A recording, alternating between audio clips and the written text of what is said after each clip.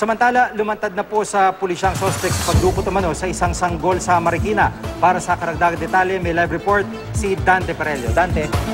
Yes, Gigi, matapos niyang mapanood sa 24 oras ng GMA News, ang apela ng mismong ina ng itinuturong suspect sa pagkawala ng isang buwang gulang na sanggol sa Malanday, Marikina noong isang araw, lumutang na sa himpilan ng Marikina City Police alas 7 ng umaga kanina ang 33 anyos na suspect na si Janet Selmar alias Lotlot. Gigi, si Lotlot ay itinuturo ng kapitbahay niyang 24 anyos na babae na kumuha raw sa kanyang anak.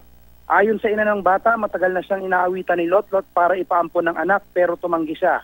Madaling araw nitong linggo nawala ang sanggol matapos daw pumunta sa kanilang bahay si Lotlot at makitulog. Mariin namang pinabulaanan ni Lotlot na siya ang tumangay sa sanggol. Lumutang daw siya para linisin ang kanyang pangalan. Mahigpit naman ang pagsusumamo ng ina ng bata na isauli na sa kanya ang sanggol. Napakasakit raw kasing mawalay sa piling ng anak, lalo pat ilang linggo na lang ay magpapasko na, Gigi.